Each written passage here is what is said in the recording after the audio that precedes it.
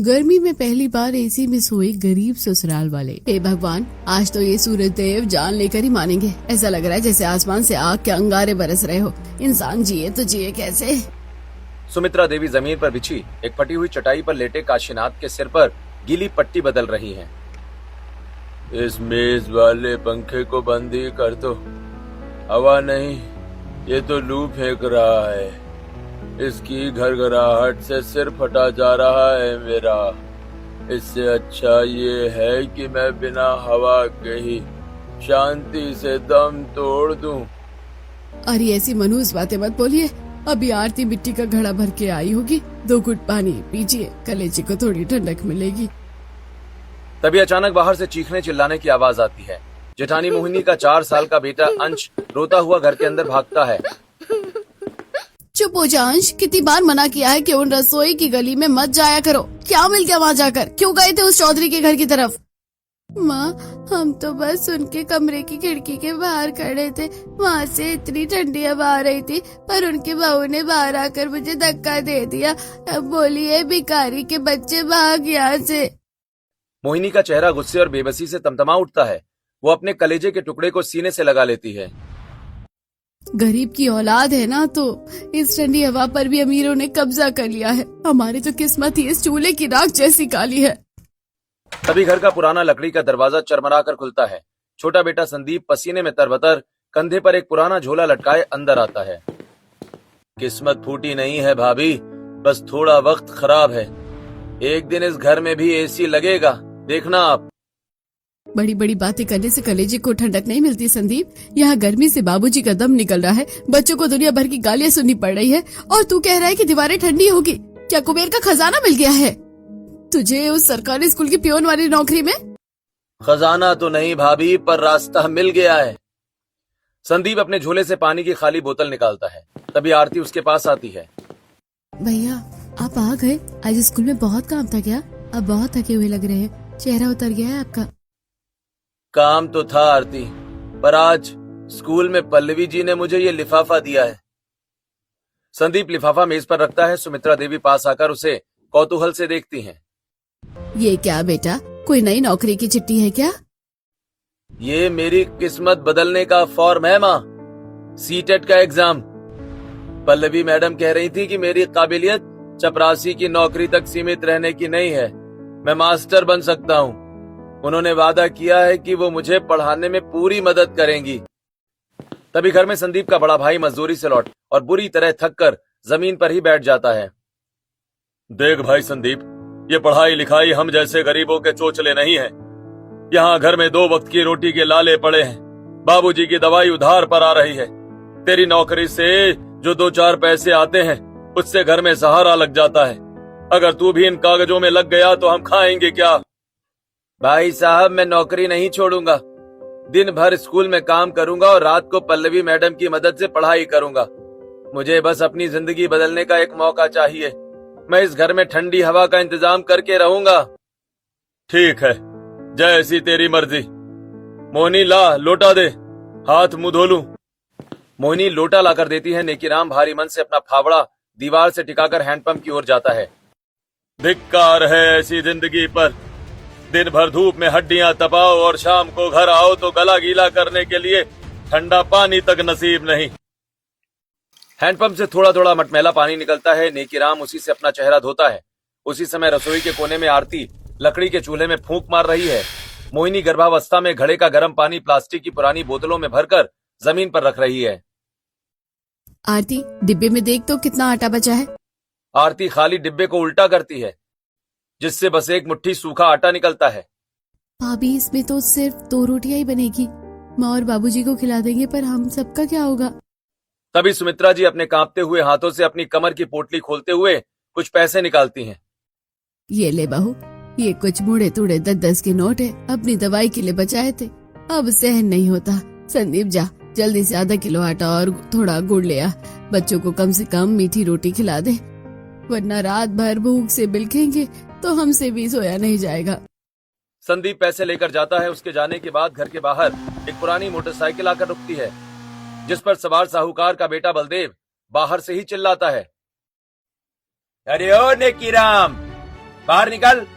3 महीने का ब्याज चढ़ा हुआ है और तू यहाँ अंदर दुबका बैठा है। सुना है तेरा भाई अब मास्टर बनने के सपने देख रहा है। दिन भर उस शहरी मैडम के साथ किताबें चाटता है और यहाँ तुझसे कर्जा नहीं चुकाया जा रहा। निकिराम कांपते पैर से बाहर निकलता है। उसके पीछे संदीप भी आता है। साहब, बाबूजी की तबीयत बहुत ज्यादा बिगड़ गई थी। सारा पैसा हकीम और दवाई में चला गया। अगले महीने पक्का दे दूंगा, थोड़ा रहम खाइए। रहम? रहम अमीरों की तिजोरी में होता है नेकीराम, हमारे बही खाते में नहीं। अपने भाई से कह दे कि चपरासी है तो चपरासी ही रहे। मास्टर बनने के चक्कर में घर की छत भी बिकवा देगा। साहूकार के जाने के बाद संदीप आटा गुड़ लेकर आता है। मोहिनी और आरती मिलकर रोटी बनाती हैं और आंगन में बिछी एक पुरानी फटी हुई दरी पर पूरा परिवार बैठता है और खाना खाता है। चाचा, क्या हमें कभी ऐसी एसी की ठंडी हवा मिलेगी, वैसे जैसे कि चौधरी जी के घर आती है? फिर उनकी बहू हमें धक्का भी नहीं मारेगी ना? मिलेगी बेटा, मिलेगी, जरूर मिलेगी। फिर कोई हमें धक्का नहीं मारेगा। हम भी ठंडी हवा में सोएंगे। बस एक बार मेरा सपना पूरा हो जाए। खाना खाने के बाद मोहिनी और आरती आंगन को गोबर और मिट्टी से लीप रही हैं ताकि जमीन थोड़ी ठंडी रहे। पुराना लोहे का पंखा हवा के नाम पर केवल मच्छर और गर्म थपेड़े दे रहा है। तभी बाहर गली से गोला बेचने वाले की आवाज आती है। अंश दौड़ता हुआ बाहर जाता है। पापा पापा, मुझे एक गोला दिला दो ना। हे भगवान, मैं कैसा बाप हूँ, अपने बच्चों को एक कुल्फी तक नहीं दिला सकता। संदीप, जो सपना तू देख रहा है ना, वो इस दिए तले अंधेरे में कभी रोशन नहीं होगा। भैया, सपने उन्हीं के सच होते हैं जो खुली आंखों से संघर्ष करते हैं। आप चिंता मत कीजिए, मैं रात रात भर जागूंगा पर इस घर की तकदीर बदल कर रहूंगा। रात के 11 बजे मोहिनी और आरती ने मिलकर पूरे आंगन को मिट्टी और गोबर से अच्छे तरह से लीप दिया है। सुमित्रा देवी ने पुरानी दरी और फटी हुई चादरें बिछा दी हैं। नेकीराम, संदीप, बाबूजी को उठाओ। कमरे में तो दीवारें आग जैसी उगल रही हैं। इसे लीपे हुए आंगन में थोड़ी ठंडक तो मिलेगी। यही सो जाते हैं तब तक। नेकीराम और संदीप सहारा देकर काशीनाथ को आंगन में लाते हैं। काशीनाथ हाँफते हुए खाट पर बैठते हैं। सुमित्रा देवी पास ही बैठकर पड़ोस की चौधरी चाची के दिए हुए ब्लाउज के ढेर को पास रखती हैं। मोहिनी, आरती, ये चाची के ब्लाउज धरे हैं। कल सुबह तक इनकी तुरपाई और हुक लगाने हैं। वो कह रही थी कि अगर काम साफ हुआ तो कुछ पैसे ऊपर से दे देगी। बच्चों को कम से कम गुड़ पट्टी तो मिल ही जाएगी। तभी पड़ोस की पक्की छत से, जहाँ रेलिंग लगी है, चौधरी चाची की बहू ऊपर से झांकती है।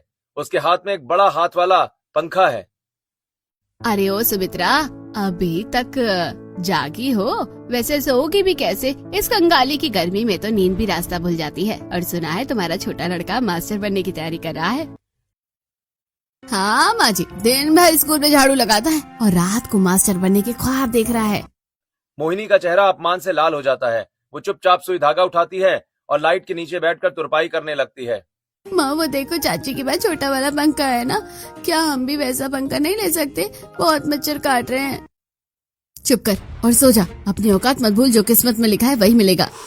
तभी नेकीराम बीड़ी सुलगाता है और संदीप की तरफ मुड़ता है, जो दीपक की रोशनी में अपनी किताब खोल कर बैठा है। देख लिया संदीप, ये है हमारी असलियत। लोग हमारी छत पर आकर हमारा तमाशा बनाते हैं और तू ये किताबें छोड़ और कल से मेरे साथ मजदूरी पर चल। वहाँ 2 रुपए ज्यादा मिलेंगे तेरी इस नौकरी से। आज आप हंस लीजिए चाची, कल मेरी कामयाबी बोलेगी तो आप सभी चुप हो जाएंगे। रात के 2 बज रहे हैं। पूरा परिवार उस लीपे हुए आंगन में मच्छरों और गर्मी से लड़ते लड़ते सो गया है। लेकिन संदीप दीपक की उस पीली और धुंधली रोशनी में वो रात भर पड़ता रहा। अगले दिन सुबह आंगन में बिछी दरी पर पूरा परिवार सोया हुआ है, लेकिन संदीप की आंखें सुर्ख लाल हैं। सुमित्रा देवी, मोहिनी और आरती चुपचाप उठ जाती हैं और रसोई के कच्चे कोने में जाकर चूल्हे की राख साफ करने लगती हैं। आरती, डिब्बे में तो देख, जरा सी चाय पत्ती बची है क्या? रात भर जागने के बाद संदीप का सिर भारी हो रहा होगा। नहीं माँ, चाय पत्ती तो परसों ही खत्म हो गई थी। चल कोई बात नहीं, गुनगुने पानी में थोड़ा सा गुड़ डाल दे, कम से कम पेट की आग तो शांत होगी। मोहिनी चूल्हे पर पानी चढ़ाती है। बहू, आज संदीप के लिए थोड़ा सा दलिया बना देना। बेचारा रात भर बिना सोए पड़ता रहा, उसे ताकत की जरूरत है। माची, दलिया तो कल ही खत्म हो गया है। कल जो संदीप आधा किलो आटा लाए थे, उसमें से ही बस इतना बचा है कि हम सबको 2-2 रोटियां मिल जाएं। तभी संदीप उठता है और दीवार पर टंगी अपनी प्यून वाली वर्दी उतारता है, चुपचाप नल पर जाकर अपने चेहरे पर पानी के छींटे मारता है और वर्दी पहनकर तैयार हो जाता है। माँ, स्कूल के लिए निकल रहा हूँ, देर हो गई तो हेडमास्टर साहब नाराज हो जाएंगे। बेटा थोड़ा गुड़ वाला पानी पी ले, खाली पेट इतनी गर्मी में कैसे जाएगा। संदीप बिना कुछ बोले लोटे से 2 घूंट पानी पीता है और अपना पुराना झोला कंधे पर लटका लेता है और तेज कदमों से स्कूल की तरफ निकल पड़ता है।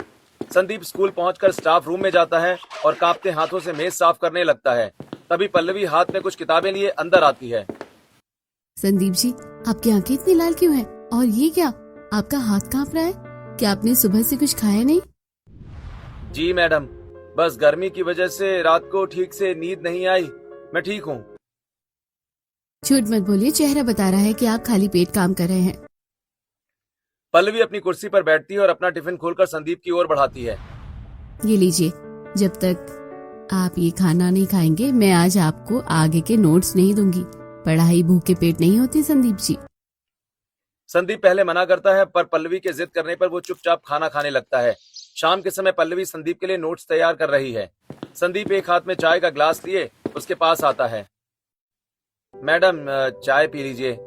आप मेरे लिए इतनी मेहनत कर रही हैं, मुझे समझ नहीं आता कि मैं ये कर्ज कैसे उतारूंगा। नोट्स रखिए और मेरी बात सुनिए संदीप, अगर इस साल ही परीक्षा निकाल लोगे ना तो तुम्हारी पोस्टिंग भी इसी ब्लॉक में हो जाएगी। हम एक ही स्कूल में साथ पढ़ाएंगे। मैडम, अगर मैं मास्टर बन भी गया तो लोग तो यही कहेंगे ना कि पियून था, किस्मत से मास्टर बन गया। कोई मेरी मेहनत नहीं देखेगा, सब मेरी गरीबी का मजाक उड़ाएंगे। मुझे समाज की जरा भी परवाह नहीं है संदीप। और रही बात बराबर की, तो मुझे फक्र होगा अगर मेरा नाम आपके नाम के साथ जोड़ा जाएगा। संदीप बिल्कुल स्तब्ध रह जाता है। इतनी बड़ी बात, क्या पल्लवी जी सच में मुझसे? मैडम, आप जो कह रही हैं उसे सोचने की हिम्मत भी मैं नहीं जुटा पा रहा, पर आज काम खत्म हो गया है। क्या आप बाहर चलेंगी?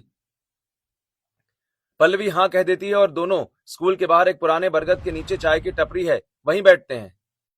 संदीप, मैंने जो स्टाफ रूम में कहा वो सिर्फ सांत्वना नहीं थी। मैं सच में तुमसे बहुत प्यार करने लगी हूँ। क्या तुम मुझे अपनी जीवन साथी बनाओगे? मैडम, ये आप क्या कह रही हैं? अभी ये वक्त जीवन साथी चुनने का नहीं है। आपने ही तो कहा था कि मुझे पहले मास्टर बनना है। मुझे मेरे घर में एसी लगवाना है, एक ढंग का पंखा तक नहीं है मेरे घर में। और आप एक बड़े परिवार से हैं, सरकारी मास्टरनी हैं, और मैं, हमारा और आपका कोई मेल नहीं। मैडम, क्या तुम अपनी मुझे जीवन साथी बनाओगे? मेल है संदीप हमारी सोच का। मुझे तुम्हारी गरीबी से नहीं, तुम्हारे स्वाभिमान से प्यार है। बाकी दुनिया की परवाह मुझे नहीं है। आज ही मैं अपने घर में बात करूंगी। शाम को पल्लवी जब अपने घर पहुंचती है, उसके पिता ड्राइंग रूम में बैठे थे। पल्लवी ने बड़े साहस के साथ संदीप और अपने फैसले के बारे में बताया। क्या एक मामूली चपरासी से शादी करेगी तू? पल्लवी, हमने तुझे पढ़ाया लिखाया ताकि तू किसी बड़े अफसर की पत्नी बने, किसी भिखारी की नहीं। वो भिखारी नहीं है पिताजी, वो मेहनती है और मैं उन्हीं से शादी करूंगी। गुस्से में तिल मिलाए पिता ने पल्लवी के गाल पर एक जोरदार थप्पड़ जड़ दिया। पल्लवी की माँ दौड़कर बीच में आती है। देख बेटी, तेरे पिता मान जाएंगे, पर एक शर्त है। शादी के बाद तू उस घर में नहीं रहेगी। तुझे सरकार से जो टीचर क्वार्टर मिला है, तू शहर में अपने पति के साथ वही रहेगी। हम अपनी बेटी को उस गरीबी में सड़ते हुए नहीं देख सकते। माँ, एक बात बताइए, आज दादी बूढ़ी है, बीमार रहती है, पिताजी की नौकरी शहर में, फिर भी वो दादी को अपने साथ यहीं रखते हैं, है ना? कभी उन्हें गांव में अकेला नहीं छोड़ा। क्यों बेटा? वो तो फर्ज है, घर के बुजुर्ग हैं वो। तो माँ, संदीप के माँ बाप उनके लिए बोझ कैसे हो गए? जिस इंसान ने अपने बीमार पिता के लिए रात भर जाग कर पढ़ाई की और वो अपनी माँ को उस गर्मी में तड़पता छोड़कर मेरे साथ एसी वाले कमरे में कैसे रह सकता है? अगर वो अपनी माँ का सगा नहीं हुआ तो मेरा क्या होगा? मैं शादी उसी घर में करूंगी और उन्हीं सबके साथ रहूंगी। पल्लवी की इस बात ने उसकी माँ और पिता को निरुत्तर कर दिया। पल्लवी, मुझे डर सिर्फ तेरी गरीबी का नहीं था, मुझे डर इस बात का था कि तू उस माहौल में खुद को ढाल पाएगी भी या नहीं। पर आज तेरी बातें सुनकर मुझे यकीन हो गया है कि हमने तुझे सिर्फ किताबी ज्ञान नहीं दिया बिटिया, तुझे संस्कार भी दिए हैं। हाँ बेटी, अगर तूने उस घर को अपना मान लिया है तो तू उनके बुजुर्गों को अपने माता पिता समझ रही है, तो हम तेरी खुशियों के बीच नहीं आएंगे। ठीक है पल्लवी, हम इस शादी के लिए तैयार हैं। हम तेरी पसंद भरोसा करते हैं। शुक्रिया पिताजी। शुक्रिया माँ, आप देखना संदीप जी अपनी मेहनत से उस घर की तकदीर बदल देंगे। पल्लवी अपने कमरे की ओर दौड़ती है। रात के 10:30 बज रहे हैं।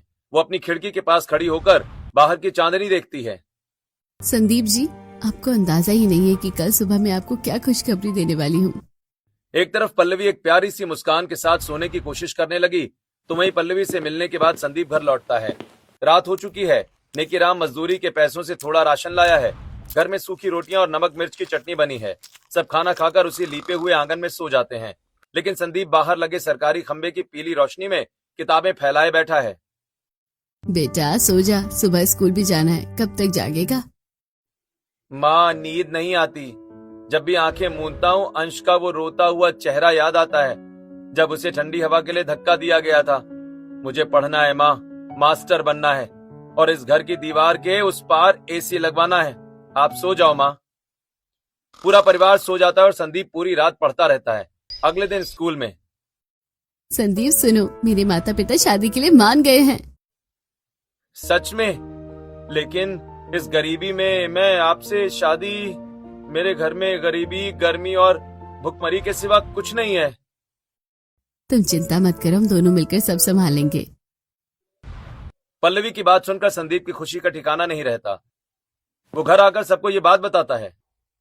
तेरा दिमाग खराब हो गया है संदीप। एक सरकारी मास्टरनी से शादी करेगा? उसने तेरा दिमाग पहले ही सड़ा रखा था, अब उसे घर लाएगा तो हमारा जीना दूभर कर देगी। तेरे भैया सही कह रहे हैं। शहर की पढ़ी लिखी लड़की है, मास्टरनी है, वो मेरी क्या इज्जत करेगी? क्या वो इस टूटे घर में निभा पाएगी? वो तो हमें गंवार समझेगी और हुक्म चलाएगी। अरे नहीं भाभी, वो ऐसी नहीं है। अरे छोड़, मास्टरनी है। 2 दिन में चपरासी पति को छोड़कर अपने बाप के घर बैठ जाएगी और हमारी बदनामी होगी सो अलग। परिवार आपस में बातें कर रहा था, तभी घर के पुराने दरवाजे पर साये की आहट हुई। सब मुड़कर देखते हैं, सामने पल्लवी सादे से सूट में खड़ी है। नमस्ते माँ जी। नमस्ते भैया भाभी। मेरा नाम पल्लवी है। माफ कीजिएगा, मैंने बाहर से आपकी बातें सुन ली थी। सब हैरान रह जाते हैं। पल्लवी आगे बढ़कर सुमित्रा देवी और काशीनाथ के पैर छूती है। भैया, मैं यहाँ हुक्म चलाने नहीं, संदीप जी का साथ निभाने आई हूँ। मुझे पता है मैं मास्टर नहीं हूँ, पर उससे पहले मैं एक बेटी हूँ। मैं वादा करती हूँ कि इस घर में कोई परेशानी नहीं आने दूंगी।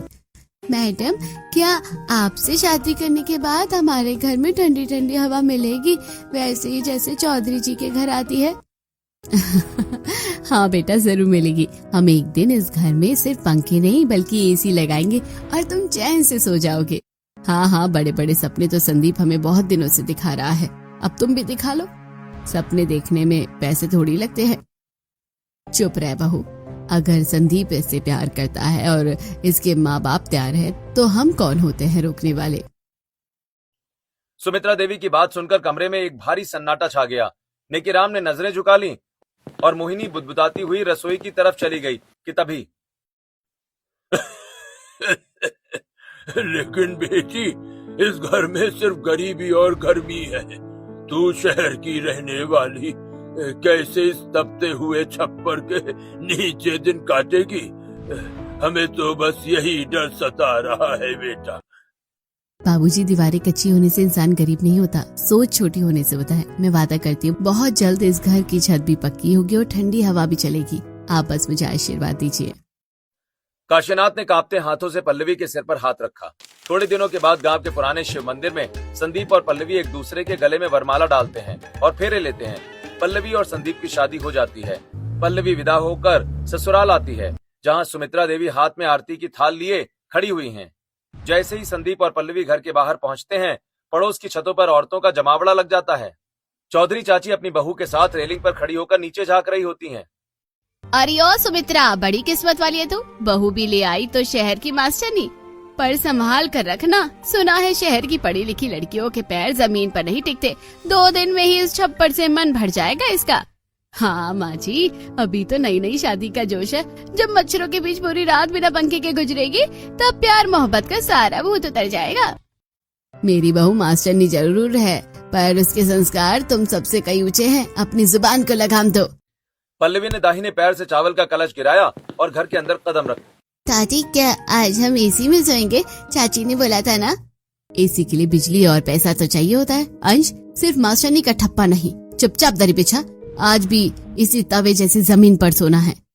पल्लवी ने मोहिनी की बात सुनी पर कुछ बोली नहीं। तभी सुमित्रा देवी अपनी पुरानी संदूक से एक मटमैली सी थैली निकालती हैं। बेटा, हमारे पास तुझे देने के लिए हीरे जवाहरात तो नहीं है, बस ये ढेर सारा आशीर्वाद है। माँ जी, घर सिर्फ ईंट पत्थरों या गहनों से नहीं बनता, अपनों के प्यार और साथ से बनता है। मुझे कीमती गहने नहीं चाहिए, मुझे तो बस आप सबका ये साथ चाहिए। अगली सुबह पल्लवी सुबह 4 बजे उठ जाती है। वो अपनी साड़ी का पल्लू कमर में खोंसकर तैयार हो जाती है। वो सबसे पहले अपने सास ससुर के पैर छूकर आशीर्वाद लेती है और सीधे रसोई की तरफ बढ़ती है। वहां उसकी जेठानी मोहिनी पहले से ही चूल्हा फूंक रही है। पल्लवी मोहिनी की बातों में छिपे दर्द और असुरक्षा को भांप लेती है और चुपचाप मोहिनी के पास जमीन पर बैठ जाती है और चूल्हे की लकड़ियां ठीक करने लगती है। दीदी, स्कूल के लिए मास्टर नहीं होंगी, पर मैं इस घर के लिए आपकी वही छोटी बहन हूँ जिसे अभी कुछ नहीं आता। अगर आप मुझे नहीं सिखाएंगी तो मैं कैसे सीखूंगी? और आप ऐसी हालत में कितना ही काम करेगी, मुझे दिखा दीजिए। मोहिनी कुछ पल के लिए ठिठक जाती है। बड़ी बातें करना तो तुमसे कोई सीखे। अच्छा लो, देखो कैसे आग सुलगाई जाती है। पूरा दिन पल्लवी घर के कामों में मोहिनी की परछाई बनकर साथ देती है। वो न सिर्फ खाना बनाती है बल्कि पुराने बर्तनों को मांजने और घर की साफ सफाई में भी जुट जाती है। चाची, आप तो मैडम हो ना, आप ये गंदा काम क्यों कर रही हो? बेटा, काम कोई गंदा नहीं होता, और फिर शाम को हमें पढ़ाई भी तो करनी है ना। जल्दी काम खत्म करेंगे तभी तो पढ़ पाएंगे। पढ़ी लिखी तो बहुत है, पर घमंड रत्ती भर नहीं है। पर क्या ये चमक 2 दिन की है या हमेशा रहेगी? मोहिनी इसी तरह पल्लवी को बीच बीच में ताने मारती है, लेकिन पल्लवी हर ताने को एक मीठी मुस्कान के साथ पी जाती है। इसी तरह कुछ दिन बीत जाते हैं। एक दिन पल्लवी और मोहिनी एक साथ बाजार में सब्जी लेकर लौट रही होती हैं। पल्लवी के हाथ में भारी थैला है, तभी रास्ते में वहीं पड़ोसने मिल जाती हैं। अरे मोहिनी, अब तो तेरे घर में कमाने वाली मास्टरनी आ गई है। ए छोटी बहू, ऐसी हालत में तू इसे आराम दे दे। अरे हाँ बहन, भला ये शहर की पढ़ी लिखी मास्टरनी भला रसोई का धुआं और बाजार की धूल क्यों ही भागेगी? अरे चाची, अपनी सलाह अपने पास रखी। मेरी देवरानी मास्टरनी स्कूल में है, घर में तो मेरी छोटी बहन है, और हम दोनों का रिश्ता कैसा है ये हमें पता है। अपनी फिक्र कीजिए। पल्लवी मुस्कुराकर मोहिनी का हाथ थाम लेती है। दोनों घर लौटकर मिलकर सारा काम संभालती हैं। अगले दिन सुबह संदीप पल्लवी के साथ स्कूल आया है। देखो देखो, चपरासी पति और मास्टरनी पत्नी कैसे साथ जा रहे हैं। कितने दिन चलेगा ये नाटक? देखना, थोड़े दिन में पल्लवी संदीप को छोड़कर शहर के बंगले में जाकर बैठ जाएगी। पल्लवी ये बातें सुनती है। वो संदीप के कंधे पर हाथ रखती है और उसे रुकने का इशारा करती है। चाची, ये हमारे संघर्ष की कहानी है, और रही बात शहर जाने की, तो जब तक इस घर को शहर जैसा नहीं बना लेती, पल्लवी कहीं नहीं जाने वाली। पल्लवी जवाब देकर संदीप के साथ स्कूल पहुंचती है और शाम के समय लौटने के बाद सभी लोग आंगन में बैठे खाना खा रहे होते हैं। तभी साहूकार का बिगड़ायल लड़का अपने 2 गुंडों के साथ आंगन में घुस जाता है। नेकीराम उसे देखते ही खड़ा हो जाता है। उसके माथे पर पसीना है। अरे ओ नेकीराम, सुना है घर में कमाने वाली बहू आ गई है, तो फिर मेरा कर्जा क्यों नहीं चुका रहा? क्या सारा पैसा मास्टरनी बहू के ठाट बाट और क्रीम पाउडर में ही उड़ रहा है? छोटे मालिक, थोड़ा वक्त और दे दीजिए, इस बार फसल अच्छी नहीं हुई है। वक्त बहुत दे दिया, अगर पैसा नहीं है तो ये घर खाली करो अभी। संदीप गुस्से में आगे बढ़ता है, लेकिन साहूकार का लड़का उसे धक्का दे देता है। तभी पल्लवी कमरे से बाहर आती है और बलदेव के पास जाती है और अपने गले की सोने की चेन उतारकर उसके हाथ पर रख देती है। पल्लवी, ये तुम क्या कर रही हो? ये तुम्हारे पिता की दी हुई निशानी है। संदीप जी, गहने तो मेहनत से दोबारा बन जाएंगे, लेकिन बड़े भाई का सम्मान और परिवार की शांति एक बार चली गई तो वापस नहीं आती। जिस घर में मेरे जेठ का सर झुका हो, वहाँ ये सोना पहनना मुझे शोभा नहीं देता। ये लीजिए, इसे बेचकर अपना पूरा हिसाब कर लीजिए, और आज के बाद मेरे परिवार की दहलीज पर पैर मत रखेगा। साहूकार का लड़का सन्न रह जाता है। वो चेन लेकर वहां से चला जाता है। नेकीराम की आंखों में आंसू आ जाते हैं। वो पल्लवी के पैरों में गिरने को होता है, पर पल्लवी उसे पकड़ लेती है। मुझे माफ कर दे छोटी, मैंने तुझे क्या क्या नहीं कहा। तू तो इस घर की लक्ष्मी है। पल्लवी, मुझे माफ कर दे छोटी, मैं तो तुझे शहरी मास्टरनी समझकर डर रहा था, पर तूने तो आज मेरे डूबते हुए सम्मान को बचा लिया। घर का माहौल अब खुशियों और उम्मीदों से भर गया था। पल्लवी ने अपनी सैलरी का एक हिस्सा बचाकर घर का पुराना लोहे का पंखा ठीक करवाया था, जो अब बिना शोर किए हुए ठंडी हवा दे रहा था। वक्त बीतता गया और आखिरकार वो रात आ गई जिसका संदीप और पल्लवी को बेसब्री से इंतजार था। संदीप की परीक्षा का परिणाम घोषित होने वाला था। घर के आंगन में बल्ब की पीली रोशनी के नीचे पूरा परिवार जमा था। संदीप पसीने से तरबतर पल्लवी के मोबाइल को पकड़े हुए है। उसकी उंगलियां कांप रही हैं। सुमित्रा देवी हाथ जोड़कर भगवान से प्रार्थना कर रही हैं और काशीनाथ जी अपनी खाट पर उठकर बैठ गए हैं। बेटा संदीप, देख क्या खबर है। आज मेरा दिल कह रहा है कि तू नाम रोशन करेगा।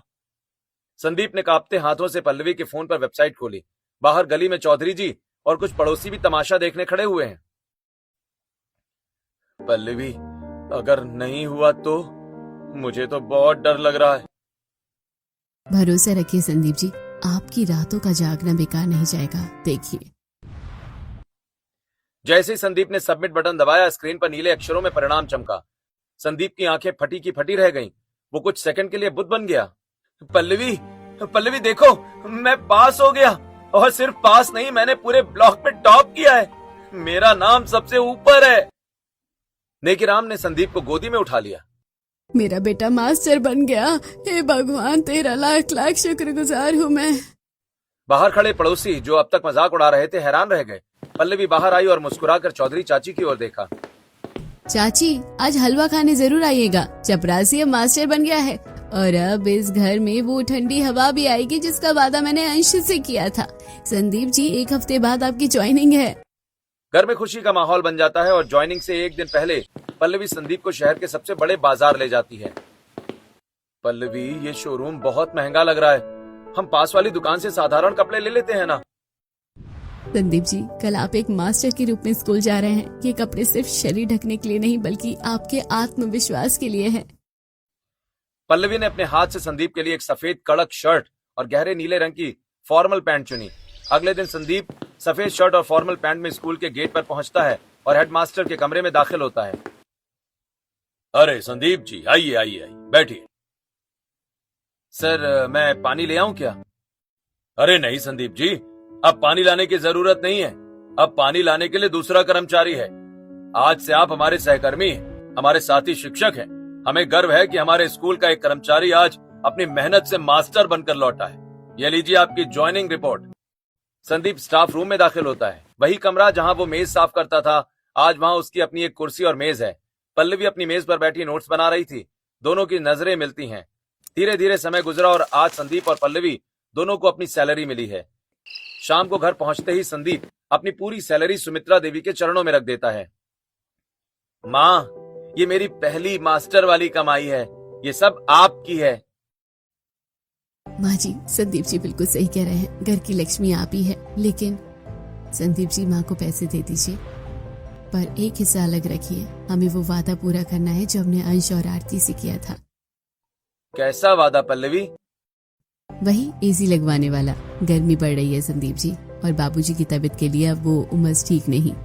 हमने अंश से कहा था ना कि एक दिन इस घर में भी एसी लगेगा। संदीप पल्लवी की बात मान लेता है। घर की खुशियां धीरे धीरे पटरी पर लौट रही थीं, लेकिन उसी रात अचानक रात के 2 बजे ससुर काशीनाथ जी के सीने में तेज दर्द उठा। गांव के सरकारी अस्पताल में इलाज की मना कर दी गई और संदीप और नेकीराम बदहवास होकर काशीनाथ जी को शहर के बड़े अस्पताल ले गए और डॉक्टर ने उन्हें भर्ती किया। देखिए, आपके पिताजी को दिल का दौरा पड़ा है और तुरंत ऑपरेशन करना होगा। ठीक है, आप तैयारी कीजिए, हम पैसा लाते हैं। संदीप और पल्लवी ने बिना सोचे अपनी पूरी जमा पूंजी लगा दी। लगभग 1 लाख का खर्च आया। ऑपरेशन सफल रहा, लेकिन घर की तिजोरी फिर से खाली हो गई। अस्पताल से आने के बाद पल्लवी ने देखा कि कच्चे घर की दरारों से गर्म लू सीधे अंदर आ रही है, जिससे बाबूजी की तबीयत फिर बिगड़ सकती है। पल्लवी, मुझे लगता है कि हमें घर की मरम्मत करानी चाहिए। संदीप जी, मरम्मत से काम नहीं चलेगा। हमें ये घर तोड़वाकर पक्का बनवाना होगा। पर पल्लवी, हमारे पास तो अब फूटी कौड़ी भी नहीं बची। मैं अपनी नौकरी के कागजों पर बैंक से लोन ले लूंगी। हम अपनी किश्तें चुकाते रहेंगे, पर परिवार को इस भट्टी में और नहीं जलने देंगे। पल्लवी ने बैंक से लोन ले लिया। कुछ ही महीनों में वो टूटा फूटा घर एक सुंदर पक्के मकान में बदल गया। घर अब पक्का था, लेकिन तभी मोहिनी को लेबर पेन शुरू हो गया और पल्लवी ने शहर के अस्पताल में उसका ऑपरेशन कराया और मोहिनी ने एक बेटी को जन्म दिया।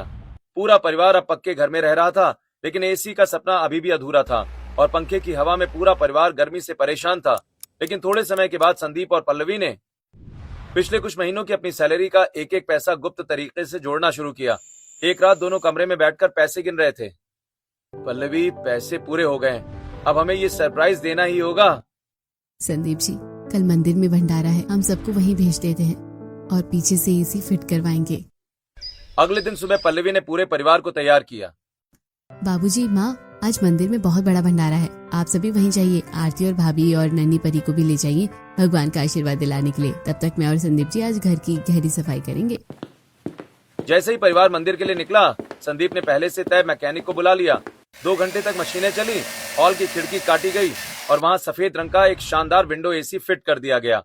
पल्लवी ने फौरन उस पर एक भारी और मखमली पर्दा डाल दिया ताकि कोई देख न सके।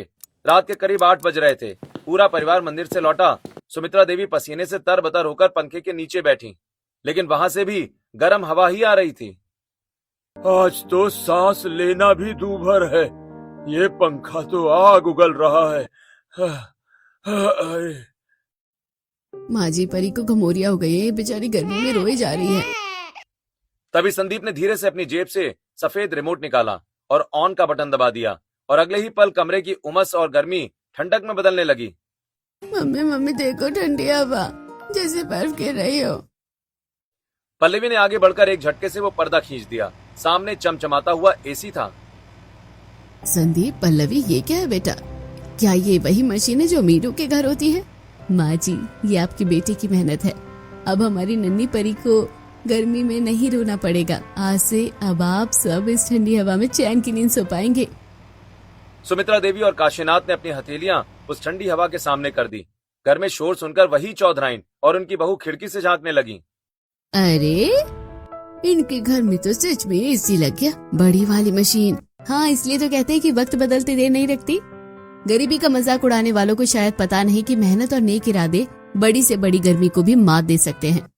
हाँ हाँ भाई, ऐसी बहू तो भगवान सबको दे। अपनी मेहनत से इस गरीब ससुराल को आज पहली बार स्वर्ग की ठंडक नसीब कराई है। हाँ हाँ भाई, ऐसी बहू तो सबको दे भगवान। अपनी मेहनत से इस गरीब ससुराल को आज पहली बार स्वर्ग की ठंडक नसीब कराई है। रात के करीब 11 बज रहे हैं। हॉल में दरी बिछी है। पूरा परिवार, बाबूजी एक साथ उस ठंडी हवा के नीचे लेटे हैं। पल्लवी और संदीप एक दूसरे का हाथ थामे छत की ओर देख रहे हैं। पल्लवी, आज सच में लग रहा है कि मैं मास्टर बन गया। संदीप जी, आज सिर्फ घर ठंडा नहीं हुआ है, आज हमारे परिवार का संघर्ष जीत गया। बाहर लू के थपेड़े चल रहे थे, धूल भरी आंधी थी, पर पहली बार पल्लवी का गरीब ससुराल एसी की हवा में सुकून से सो रहा था।